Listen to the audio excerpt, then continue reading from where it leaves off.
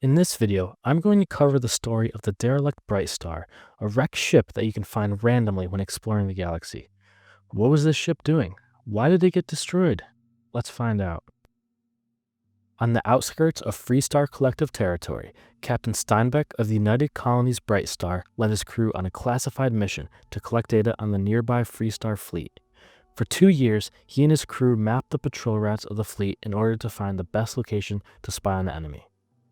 Near the end of the mission, their ship's doctor decided to retire and was replaced by a former engineer, Dr. Suruki. This new doctor didn't have the same experience when it came to working with the new crew, so if he had ideas that were not medically related, no one seemed to listen. The captain especially took issues with this, noting, "We don't need another cook in the kitchen." After the crew was confident with their preparations, they knew it was time to complete the mission. Captain Steinbeck spent the past 2 years preparing for this moment. With all the data his crew had gathered on the Freestar fleet, he knew of the perfect location where he could spy on them. He flew his ship to a nearby star where its magnetic disturbances masked the ship's presence from the fleet while still being close enough to listen in on their calls. The crew of the Bright Star recorded everything they heard, random chit-chat, local news, but most importantly, the future plans for the Freestar Collective. This information was valuable enough that Mast in New Atlantis would award them generously. But before the crew could celebrate, the star they were using as cover unleashed a wave of magnetic energy in the form of a coronal mass ejection. On Earth, these CMEs are what create those beautiful auroras in the sky, but up close, they destroy electronics. This wave of energy directly hit the ship. The ship's shielding could only do so much to protect against it. The grav drive became inoperable, life support systems failed, and the reactor would only work at a fraction of its power. The ship no longer had a way to regulate its temperature, so the interior began to heat up quickly.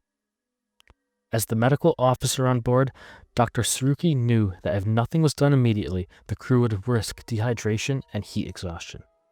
He examined the ship using his engineering background and formulated a plan.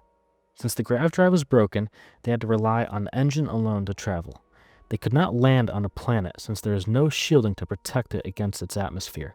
The heat alone would reach up to 2700 degrees Celsius or around 4900 degrees Fahrenheit, well beyond what the ship is capable of withstanding. The only option left would be to fly to the nearby Freestar Collective station and seek help. Captain Steinbeck immediately rejected this plan, knowing that if they did, the data they worked so hard to get would need to be deleted.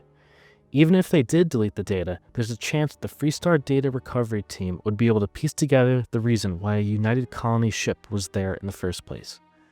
Captain Steinbeck decided to wait and take their chances of being rescued by a passing ship. A week went by with no sign of rescue.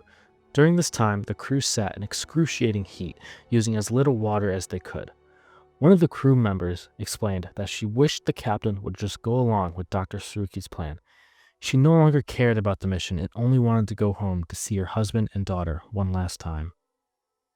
It took half of the crew dying before Captain Steinbeck finally chose to delete the data and travel to the station.